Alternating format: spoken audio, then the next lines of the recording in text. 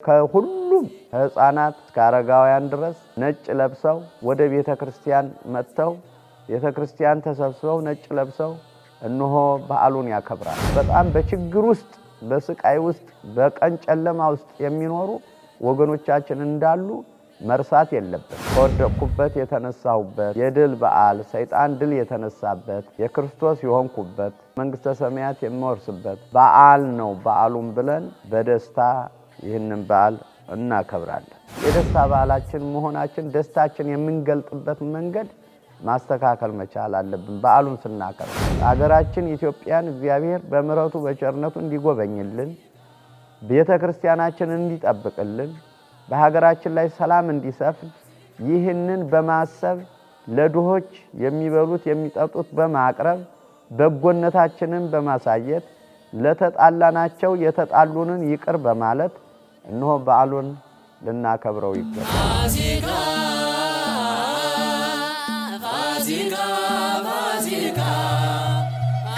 በስመ አብ ወወልድ ወመንፈስ ቅዱስ አሐዱ አምላክ።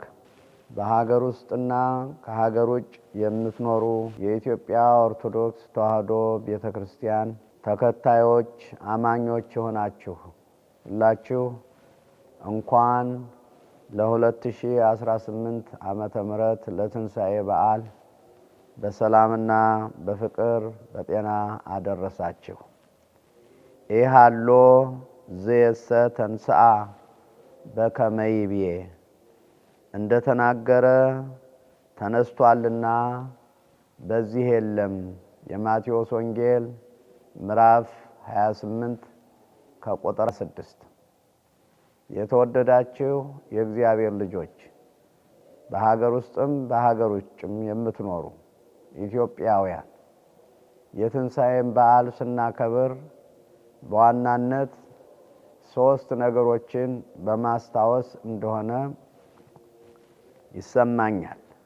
አንደኛው የትንሣኤን በዓል ስናከብር ትንሣኤ የተደረገልንን ነገር ሁሉ የምናስብበት የትንሣኤን በዓል ስናስብ መገንዘብ መረዳት ያለብን አንደኛ ጌታችን መድኃኒታችን ኢየሱስ ክርስቶስ የከፈለልንን ዋጋ በሰይጣን አገዛዝ ወድቀን የነበርን ተንቀን የነበርን ተተወን የነበርን በባርነት እንኖር የነበርነውን መድኃኔዓለም ኢየሱስ ክርስቶስ በመስቀል ላይ ሆኖ እሱ ቆስሎ እሱ ተገርፎ እሱ ሞቶ የኛን ሞት የሻረልንና ከወደቅንበት ያነሳን ወደ ቀደመ ክብራችን የመለሰን መንግስተ ሰማያትን እንድንወርስ የተደረግን የመንግስተ ሰማያት ባለቤቶች ይሆን ስለሆን ይህንን በዋናነት እያስታወስን የትንሣኤን በዓል እናከብራለን። ከወደቅኩበት የተነሳሁበት የድል በዓል ሰይጣን ድል የተነሳበት የክርስቶስ የሆንኩበት መንግስተ ሰማያት የምወርስበት በዓል ነው። በዓሉን ብለን በደስታ ይህንን በዓል እናከብራለን። በሁለተኛ ደረጃ ይቅርታን ያገኘንበት ነው። እንደሚታወቀው ሰዎች የእግዚአብሔርን ትእዛዝ አዳምና ሔዋን የእግዚአብሔርን ትእዛዝ ባለማክበራቸው ወድቀዋል። ባለማክበራቸው ስተዋል። ባለማክበራቸው ሞት በእነሱ ላይ ነግሷል። ስለዚህ በተሳሳታችሁበት ስተት እንደተሳሳታችሁ እዚያው ወድቃችሁ ቅሩ አላለም መድኃኔዓለም ኢየሱስ ክርስቶስ። እሱ ይቅር አለን። እሱ የኛን በደል እሱ የኛን ኃጢአት ተሸክሞ በመስቀል ላይ ዋለ። ስለዚህ ይቅር አለን። ይቅር ብሎ ስለኛ ሞተ፣ ስለኛ ተሰቀለ፣ ስለኛ የኛን በደል ተሸክሞ በመስቀል ላይ ዋለ። ስለዚህ ጌታችን መድኃኒታችን ኢየሱስ ክርስቶስ የኛን በኃጢአት እንዳንጠፋ በሰይጣን አገዛዝ እንዳንኖር ይቅር ብሎናል። ይቅር ሲለን ደግሞ ብዙ መከራ ተቀብሎ ነው ብሎ አይደለም። ብዙ መከራ ሰማይና ምድርን የፈጠረ ሰማይ ዙፋኑ ምድር የእግሩ መረገጫ የሆነ አምላክ ወደዚህ ዓለም መጥቶ የኛን ስጋ ለብሶ ከመቤታችን ከቅድስት ድንግል ማርያም ከስጋዋ ስጋ ከነፍሷ ነፍስ ነስቶ ሰው ሆኖ እኛን ይቅር ብሎናል። በመስቀል ላይ ከዚህ ጋራ የይዘን የምናነሳው በእለቱ ጌታችን መድኃኒታችን ኢየሱስ ክርስቶስ በተሰቀለበት በመስቀል ላይ እያለ ሰዎች በጦር ሲወጉት አባት ሆይ የሚያደርጉትን አያውቁምና ይቅር በላቸው እያለ ይቅር ይላቸው ነበር፣ ምሕረት ይለምንላቸው ነበር፣ ይቅር በላቸው ይል ነበር። ስለዚህ ይሄንን ይቅርታን የምንማርበት ስለ ይቅርታ ይቅር የተባልንበትን የምናስታውስበት በዓል ነው የትንሣኤ በዓል እና ከዚህ ቀጥሎ ያለው ሶስተኛው ደስታችን የምንገልጥበት በዓል ነው። ይሄ ሁሉ ስለተደረገልን ይቅር ስላለን ጌታችን መድኃኒታችን ኢየሱስ ክርስቶስ ይቅር ስላለን የደስታችን መግለጫ ነው። በቤተ ክርስቲያን ከሁሉም ከሕፃናት እስከ አረጋውያን ድረስ ነጭ ለብሰው የትንሣኤን በዓል ወደ ቤተ ክርስቲያን መጥተው ቤተ ክርስቲያን ተሰብስበው ነጭ ለብሰው እነሆ በዓሉን ያከብራሉ። ካህናቱ አገልጋይ ካህናቱ በማህሌቱ ማታ ጀምሮ እግዚአብሔርን ሲያመሰግኑ ያድራሉ።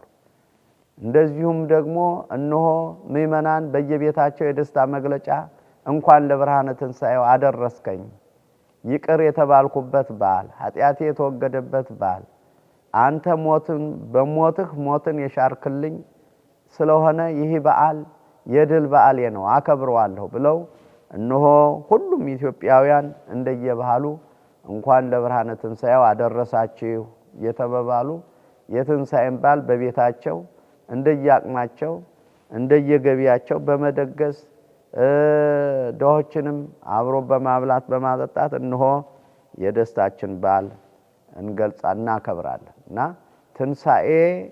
ትንሣኤን ስናከብር እነዚህን ሶስት ነገሮችን በማሰብ ነው።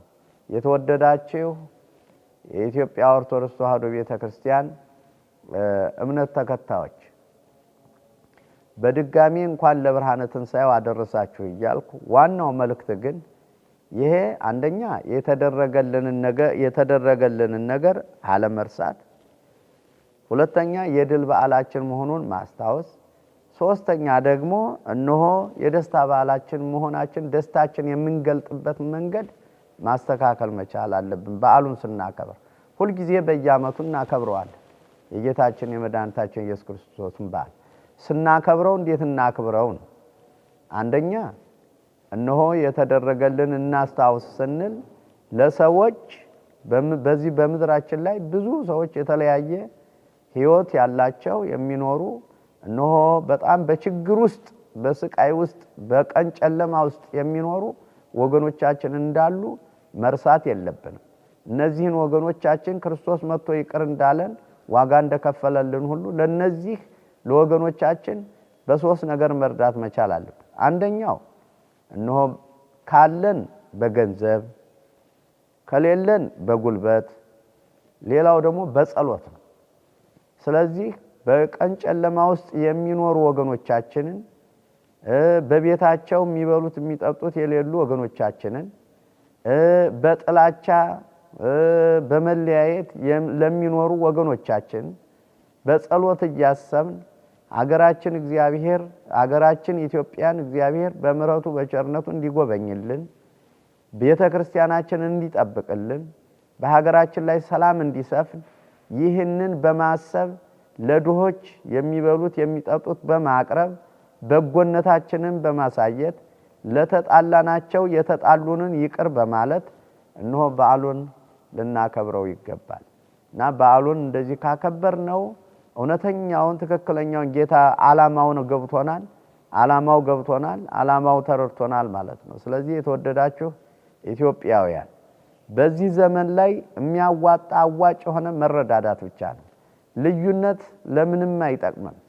ልዩነታችንን ማጥበብ፣ ፍቅርን በመካከላችን ማንገስ፣ አንድነታችንን መጠበቅ፣ እምነታችንን መጠበቅ፣ መረዳዳት ያስፈልገናል እና በዚህ በትንሣኤው እነሆ ቤተ ክርስቲያን የምታስተላልፈው መልእክት እኔም እዚህ በሐዋሳ ሀገረ ስብከት ሆኜ የማስተላልፈው መልእክት አንደኛ በሀገር ውስጥም በሀገር ውጭም ያላችሁ ኢትዮጵያውያን ሰላም እንድትኖሩ የሰላም በዓል እንዲሆንላችሁ እመኛለሁ። የበዓሉን የሰላም የፍቅር የበረከት በዓል ያደርግላችሁ። እንደ ሀገረ ስብከት ደግሞ በዚህ በሲዳማ ሀገረ ስብከት የምትኖሩ ከከተማ እስከ ገጠር የምትኖሩ ወገኖቻችን በዓሉን የሰላም የፍቅር የበረከት በዓል ያደርግላችሁ። እግዚአብሔር ከሁላችን ጋር ይሁን። የትንሣኤውን በዓል የሰላም የፍቅር የበረከት በዓል ያደርግልን። መልካም የትንሣኤ በዓል ይሁንላችሁ። አሜን።